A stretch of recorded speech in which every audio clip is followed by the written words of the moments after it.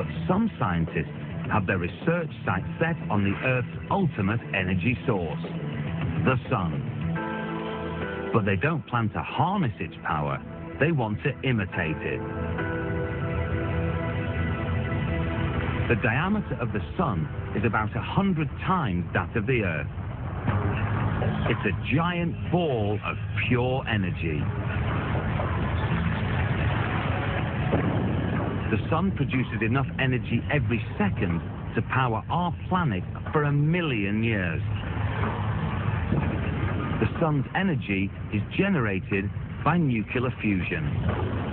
But we don't need to travel 180 million kilometers to harness fusion power. It can be generated here on Earth. Fusion is important because it's something that's going to give us a really, really long-term sustainable energy source. The scientists at the Joint European Torus Nuclear Fusion Research Facility near Oxford are investigating fusion for its potential to provide an unlimited supply of cheap, clean energy.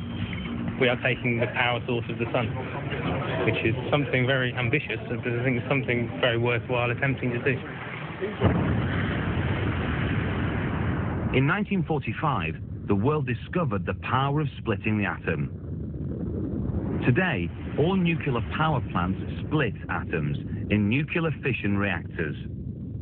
The main drawbacks are a lack of good options for the disposal of spent fuel and the danger of an accident that releases radioactive material into the air or groundwater. But a fusion power plant would produce no deadly radioactive waste. It can't melt down and uses a clean and abundant source of fuel. Inside the torus experiment, atoms aren't split apart. They're fused together. It's a process that uses no radioactive plutonium or uranium. The fuel is hydrogen.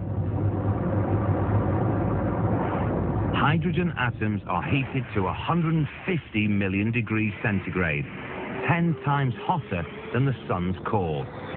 At this extreme temperature, the atoms turn into a plasma. The plasma atoms collide and fuse.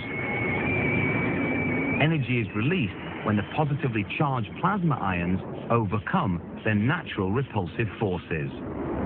It's 1 million times more efficient than today's nuclear power stations, and 1 trillion times more efficient than fossil fuel. This clean energy confines the high-temperature plasma with magnetic fields.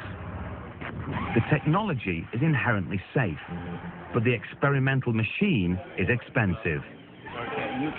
So more than 160 safety checks take place before the countdown to ensure there will be no damage to the machine. Everything we do, we need to be totally sure we've got everything right. We can't afford any mistakes, and it can be a little bit tense at times. The machine is housed behind 2 meters of concrete and steel.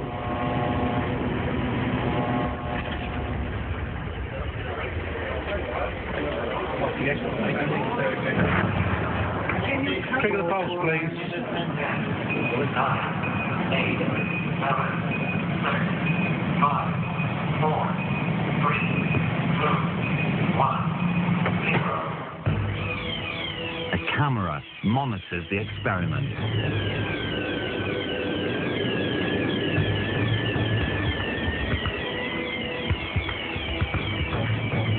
The glowing light is plasma, superheated gas, which can reach 200 million degrees.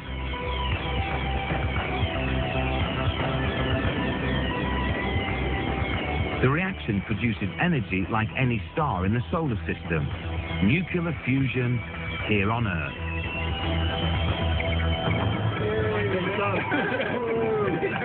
Well, you're good. That was excellent. That worked exactly as we wanted it. It's perfect. I'm happy. I think the scientific coordinators are very happy. You can see lots of smiles and that, so which is good. Nowhere in the world have scientists come closer to creating the ultimate energy source.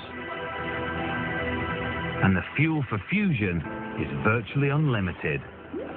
one bathful of water would provide enough energy through fusion to supply one person with all their energy needs. So their transport, their heating, their food, their industrial needs for 30 years. Because fusion is fueled by hydrogen, there are few security risks. But research is still at the experimental stage. Scientists estimate it will be another 30 years before there will be a commercial fusion power plant. This is a very long-term strategy.